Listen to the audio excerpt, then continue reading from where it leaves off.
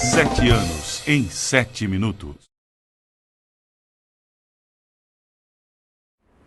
Ninguém hoje pode, em sã consciência, ignorar que a projeção, a posição do Brasil no mundo mudou de maneira substancial durante o governo do presidente Lula. Evidentemente, isso se deve a vários fatores, a começar pela personalidade do próprio presidente, a aprofundamento da democracia, a estabilidade macroeconômica, também e principalmente a própria política social que o presidente Lula introduziu, que fez do Brasil um exemplo a ser seguido por muitas outras nações. Mas é evidente que a política externa teve também um papel nessa projeção maior que o Brasil adquiriu. E isso se fez de várias maneiras. Desde o primeiro momento, o presidente Lula, sem abandonar os princípios básicos da nossa diplomacia, insistiu numa mudança de prioridades, numa mudança de ênfase. E a nossa ênfase principal passou a ser, como é natural, a integração com os nossos vizinhos, a integração da América do Sul.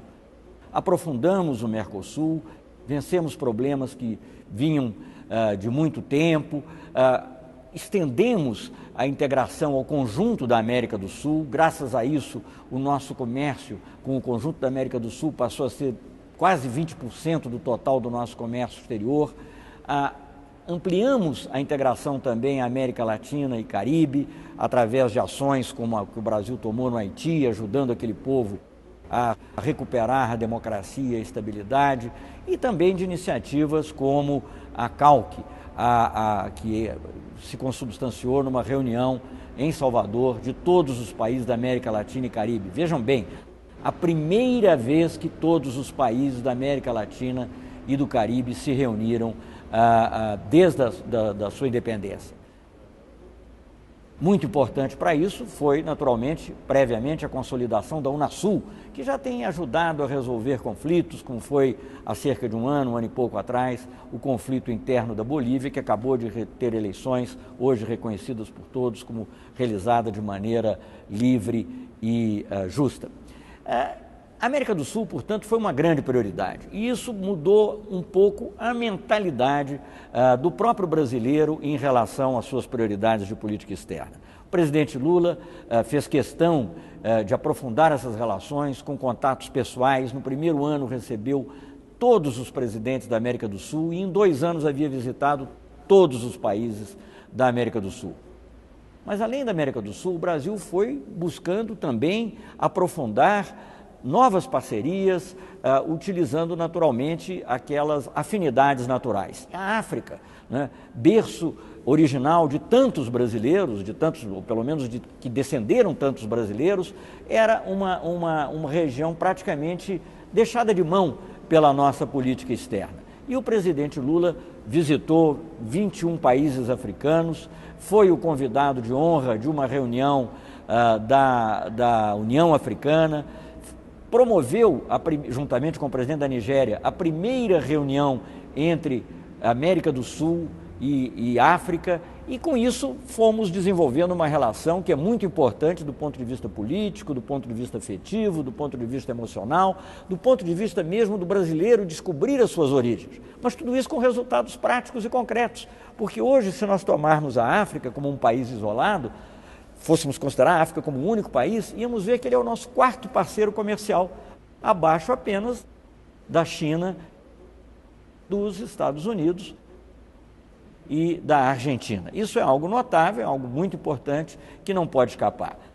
Mas fomos além da África. O presidente Lula criou parcerias com os países árabes, criou parcerias com Índia, com China, criamos o IBAS, Índia, Brasil e África do Sul, que constitui um fórum de 3 grandes democracias em 3 continentes do mundo em desenvolvimento.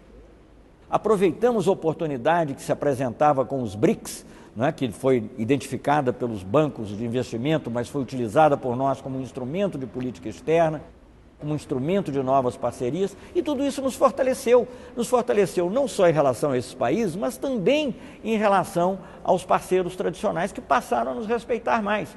Por isso nós pudemos desenvolver um diálogo estratégico com os Estados Unidos, por isso nós desenvolvemos uma parceria estratégica formal com a União Europeia, poucos países têm essa condição, E isso nos deu uma nova posição no mundo.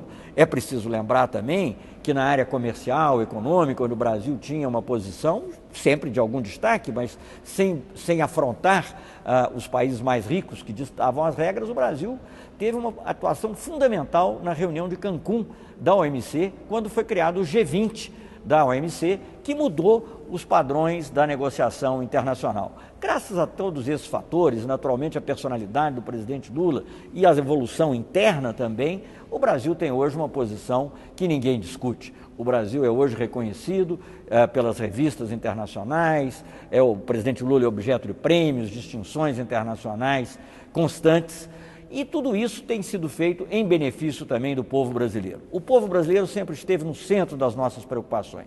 É por isso também que o Brasil desenvolveu o governo brasileiro desenvolveu de uma maneira importante a proteção do brasileiro no exterior.